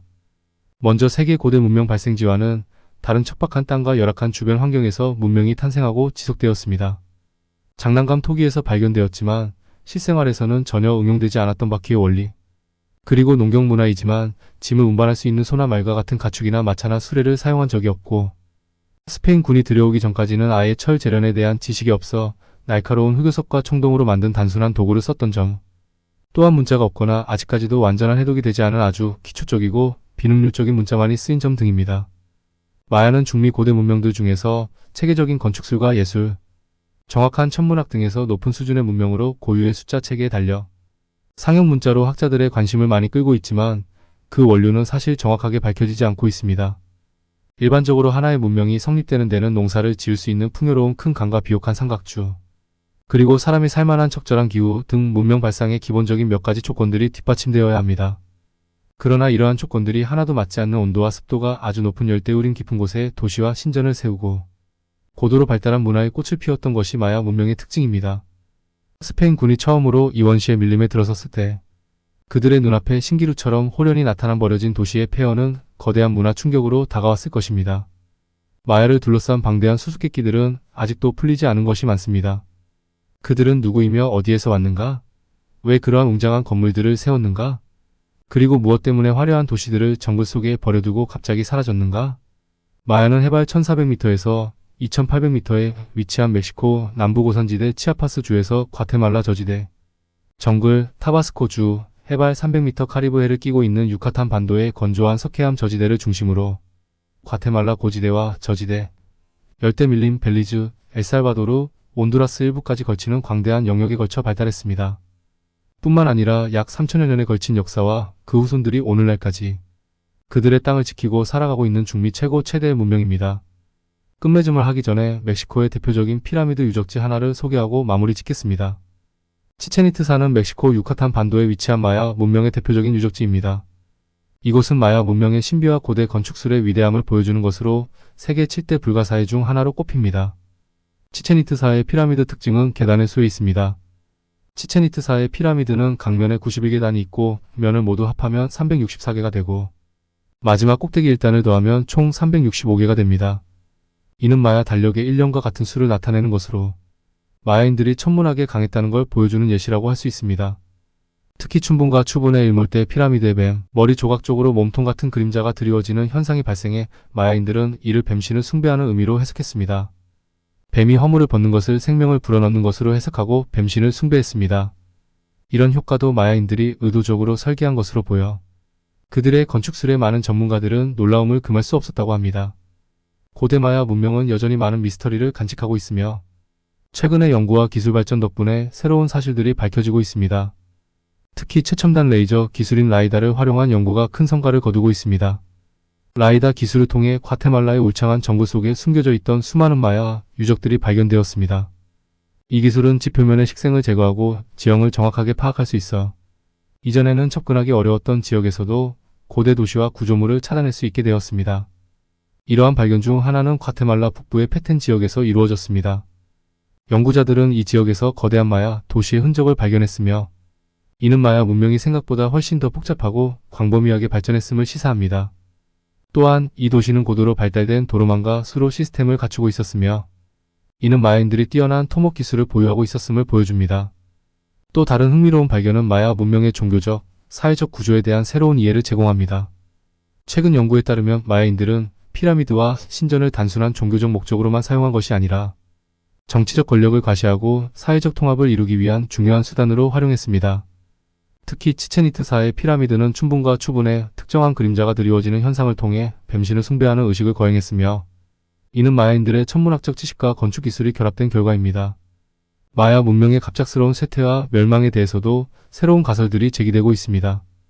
기후변화, 전쟁, 내부 갈등 등이 복합적으로 작용했을 가능성이 높으며 특히 장기간의 가뭄이 마야 문명의 붕괴에 큰 영향을 미쳤을 것으로 보입니다. 이러한 가설들은 고고학적 증거와 기후 데이터를 통해 점점 더 명확해지고 있습니다. 이처럼 고대 마야 문명은 여전히 많은 비밀을 간직하고 있으며 현대의 과학기술과 연구를 통해 그 수수께끼가 조금씩 풀리고 있습니다. 앞으로도 더 많은 발견과 연구가 이루어지길 기대해봅니다. 오늘은 이렇게 사라지고 없어진 찬란했던 마야 문명을 아주 살짝 엿보았습니다. 좀 더 시간이 허락한다면 또 다른 마야 문명을 다루도록 하겠습니다. 오늘의 영상을 어떻게 보셨는지요? 좀 더 다양하고 재미있는 또 다른 영상을 준비하기 위한 좋아요, 구독 부탁드리며 지금까지 미스테리함이었습니다. 감사합니다.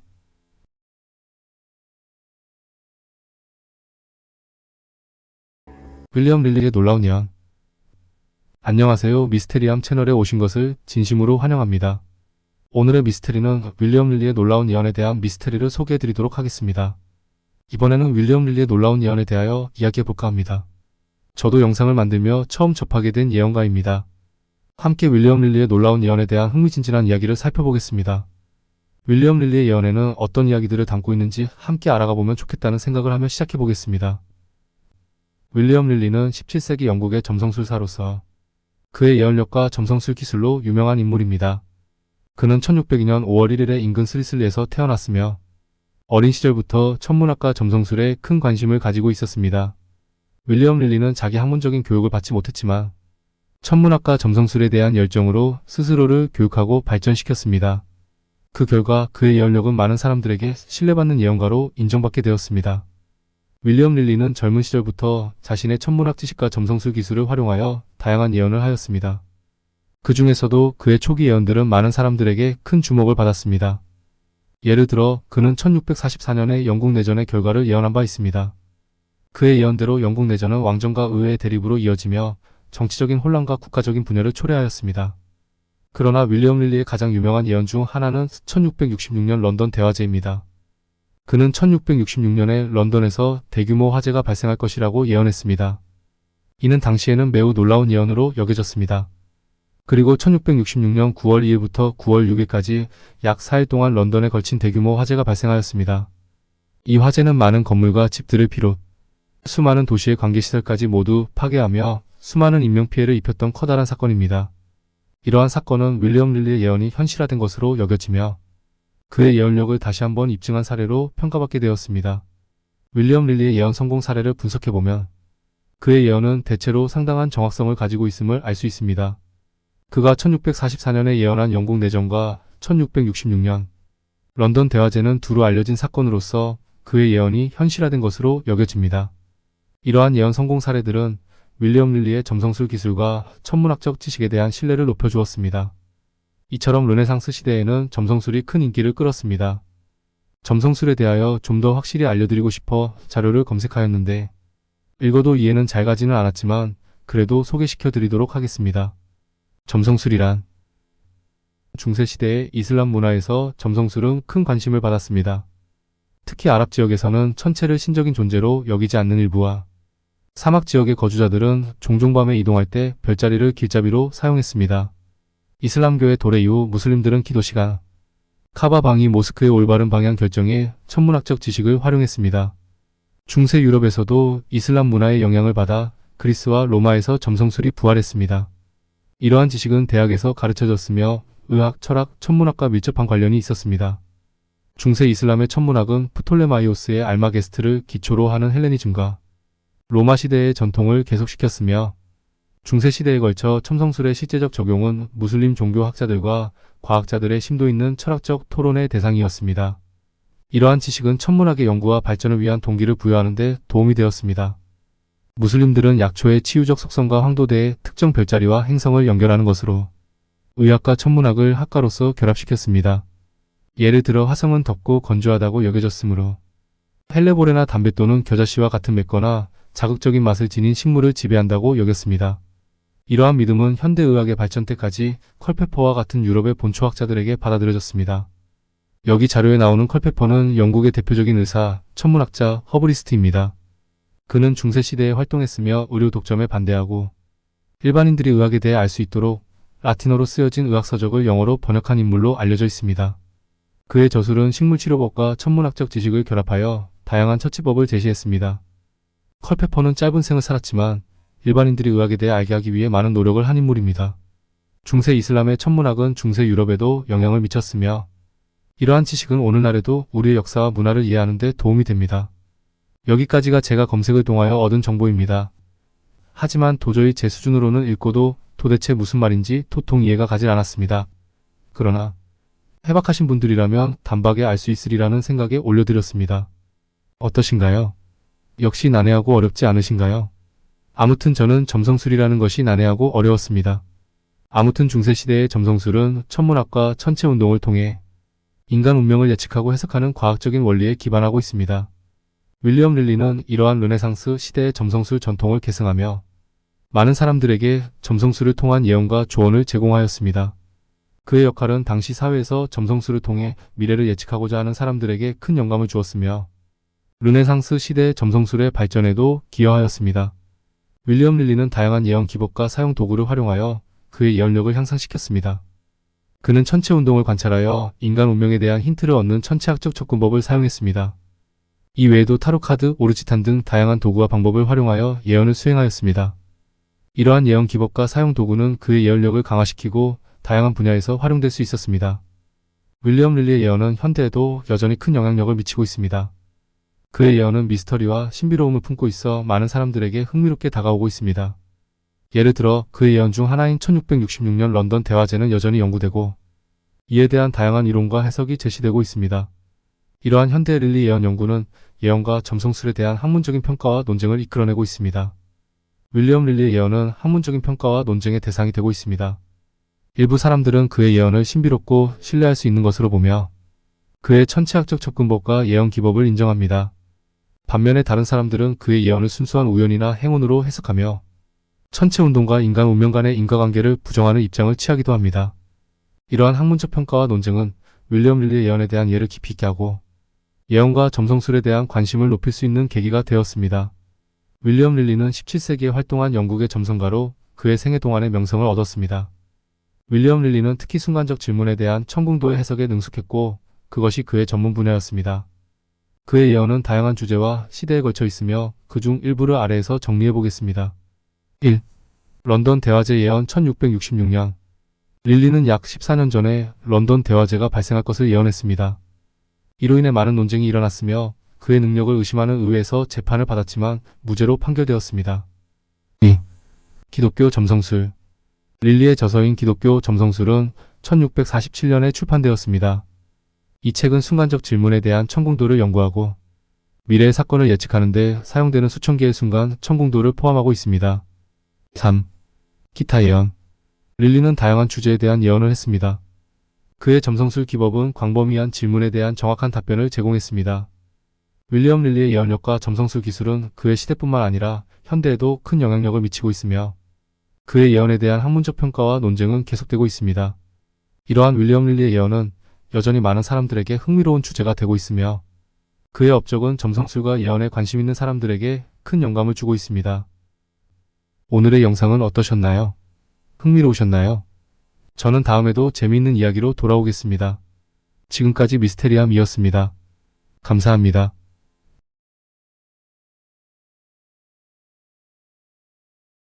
초고대 문명의 잔재인가?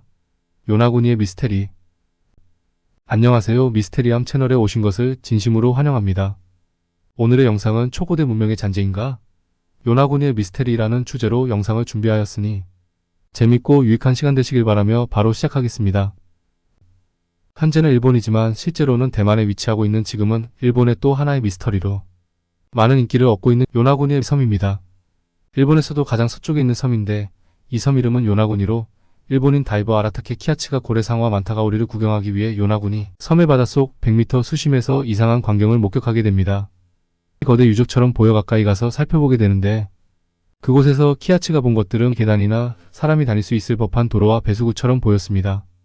한눈에 봐도 누군가 인공적으로 만든 것처럼 보였으며 좀 더 유심히 살펴보니 마치 거대한 성문처럼 보이는 문 같은 것들이 여러 군데 나 있었으며 거북이 모양의 기물처럼 보이는 것들도 찾아볼 수 있었습니다.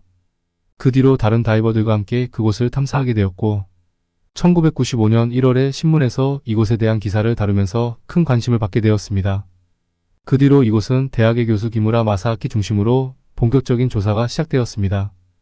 조사 결과 기무라 마사아키 교수는 그곳이 고대 유적지라고 결론을 내리게 되었습니다. 마사아키 교수의 이론은 이렇습니다. 만년 전 지구의 수심이 지금보다 낮았는데 요나구니 유적지가 그때는 지상에 있었다고 합니다. 그리고 집중 조사한 결과 누군가 인공적으로 돌을 가공한 흔적을 발견했다고 했습니다. 누가 봐도 로마 시대의 신전의 일부처럼 보이는 건축물이 보인다고 했습니다. 결국 다이버 아라타케 키아츠가 본 것처럼 마사아키 교수 또한 계단이나 도로와 수로 더 나아가 목욕탕까지 발견되었다고 발표했습니다. 그러면서 마사아키 교수는 아틀란티스 대륙과 관련이 있을지도 모른다며 고대 문명을 주장했습니다. 이것이 자연적인 침식이나 조수로 인해 만들어졌다면 울퉁불퉁해야 함에도 불구하고 자로 잰 듯 너무나도 정교하고 깔끔하게 형성되어 있다고 자료를 내보이며 주장했습니다. 이것은 자연적인 침식이나 조수로는 절대 나올 수 없는 현상이므로 마사아키 교수가 고대 문명설을 주장했던 것입니다. 마사아키 교수가 고대 문명설을 주장하게 된 또 다른 결정적 이유가 바로 그곳에서 카이다 문자라는 독특한 상형 문자가 그려진 유물이 발견되었기 때문입니다. 결국 요나구니 섬은 유적지 포인트로 정해지고 관광지로 유명세를 타게 되었습니다. 지금도 누구나 이곳에 가면 해저 유적인 해저 구조물들을 볼 수 있다고 합니다. 바다로부터 가장 가까운 곳은 해수면으로부터 5m 정도만 내려가면 인공물의 가장 높은 곳을 볼 수 있다고 합니다. 물론 전문 다이버의 철저한 안전관리와 안내에 따라 바닷속으로 들어가야 하겠지만 일본의 또 다른 관광명소로 손색이 없다고 합니다. 더욱이 이곳에는 고래상어를 비롯해 귀상어와 만타가오리 등을 만날 수 있다고 합니다. 한편 마사아키 교수는 오키나와현 문화국의 유적 발견 신고서를 제출했습니다. 그러나 무슨 이유에서인지 오키나와현은 사람이 관여한 흔적이 발견되지 않았다고 판단하여 유적으로서 인정하지 않았다고 합니다. 마사아키 교수가 내민 사진들 속에서는 로마 시대에서나 볼 법한 건물이 보이는데 인공물이 아니라니 도대체 무슨 영문인지 모르겠습니다. 그렇다면 일단 자연적 형성설을 주장하는 학자들의 의견도 들어보도록 하겠습니다. 먼저 자연적 형성설을 주장하는 보스턴 대학교의 지질학자인 로버트 쇼크 교수는 과거 인간에 의해 일부 지역이 다듬어졌을 가능성은 있으나 요나구니 섬의 구조물은 자연적으로 생성되었다고 주장하였습니다. 로버트 쇼크 교수의 조사에 의하면 요나구니 섬은 쉽게 단층이 갈라지는 평행한 성층면으로 구성되어 있으며 지진에 의해 날카롭고 직각 형태로 암석이 갈라지는 경우가 흔히 있다고 합니다. 그는 실제 요나구니 섬의 북동 해안에서 건조물과 비슷한 자연 구조물이 존재한다고 주장했습니다.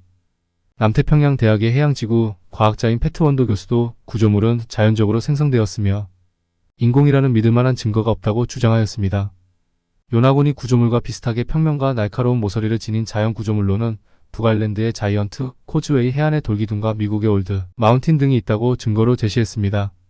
또한 자연적 형성설을 옹호하는 학자들의 또 다른 의견으로는 요나구니 자체가 지층과 한 덩어리로 연결되어 있기 때문에 그 시대에서는 절대 할 수 없는 초고도의 기술이라는 점을 들었습니다. 피라미드처럼 돌을 옮겨서 만들었다면 인정하겠지만 엄청난 크기의 암석, 덩어리를 돌조각으로 일일이 땅을 깎아서 만들 수는 없다는 것이 학자들의 또 다른 주장입니다. 스핑크스도 거대 암석 하나를 깎아서 만든 유적이지만 스핑크스를 만들 당시에는 인류가 청동기 시대에 접어든 이후이기에 돌이 아닌 청동기로 돌을 깎는 기술이 있었을 것이라는 것입니다. 그리고 만일 정말 사람이 돌로 거대 바위를 일일이 깎아서 만들었다고 가정한다면 2,000명도 채 되지 않는 요나구니 섬의 인구로는 절대 할 수 없다고 합니다. 그나마 가장 유력한 가설 중 하나라고 한다면 요나구니 섬의 옛날 고대 채석장이었을 가능성에 무게가 실리고 있다고 합니다. 어쨌거나 요나구니 섬의 진실에 대하여 아직까지도 정확하게 나온 해답은 없습니다. 그럼에도 요나구니 섬의 구조물은 사람이 만들었든 자연이 만들었든 매우 특이하고 대단한 구조물이라는 것은 틀림없는 사실입니다. 유대 괴물이나 아틀란티스 등 다양한 오버리 세계들을 떠올리게 하는 와중에 빙하기가 끝나가던 1만 년 하고도 수천 년 전에는 인도네시아, 필리핀 그리고 일본까지 포함하는 평탄한 대륙인 순다가 존재했었다는 것을 잊으면 안 됩니다. 순다는 남태평양, 오스트레일리아, 태즈메이니아, 기니가 합쳐진 거대한 대륙입니다. 당시에는 두께 2km의 빙하가 물을 가둬둔 탓에 수면이 현재보다 150m에서 200m 낮았고 그 결과 한국, 중국, 일본을 포함한 이 영역들이 다 한 덩어리의 땅으로 연결되어 있었습니다. 그렇다면 요나구니 지역도 그 시대에는 마른 땅이었고 당시 누가 어느 인종이 살았는지는 모르겠지만 그곳에 살던 사람들이 만든 구조물이 될 수도 있습니다. 무조건 아니라고 단정 지을 필요는 없습니다. 역사는 늘 열려 있어야 하고 그곳으로 누구나 드나들며 가설을 던져놓고 갈 수 있어야 합니다. 그렇게 함으로써 열린 사고로 함께 연구하고 발견하며 밝혀내는 것이 역사라고 생각합니다. 어쨌거나 인공구조물 중에는 석장 주장에 무게가 실리는 듯합니다. 서양학자들이 말하는 자연적으로 네모 반듯하게 깎인 주상절리와는 결이 다르지 않습니까? 일본 학계에서는 이 유적이 인공적으로 만들어졌다는 주장과 서양학자들은 자연물이라는 주장이 팽팽한 상태로 유지되고 있습니다. 그럼에도 불구하고 현재까지 이 유적에 대한 많은 사람들의 관심이 높습니다. 요나구니 섬의 기원을 기원전 8,000년 전으로 보는 학자도 있는데 기원전 8,000년 전이면 이때가 신석기 시대입니다. 더욱이 요나구니가 자연물이 아닌 인공물이라는 주장에 힘이 실렸는데 그것은 1998년도에 요나구니 유적 밑에서 석판 같은 것도 발견되었다고 합니다. 그 석판에는 온갖 상형 문자가 새겨져 있습니다. 그래서 많은 사람들이 대륙이 아니냐는 추측을 내놓았습니다. 대륙은 기원전 7만년경에 남태평양에 존재했다고 하는 커다란 대륙입니다.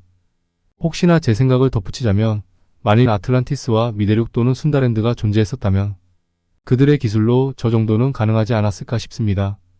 사람들이 쪼그리고 앉아서 돌조각으로 일일이 깎지 않았을 거라는 이야기입니다. 그렇다고 무슨 요술봉 같은 것으로 뿅하고 만들지는 않았겠지만 적어도 그들이라면 일명 테크놀로지 기술이 존재했을 터이니 어느 정도 신빙성은 있지 않나 싶어서 제 생각을 덧붙여봤습니다.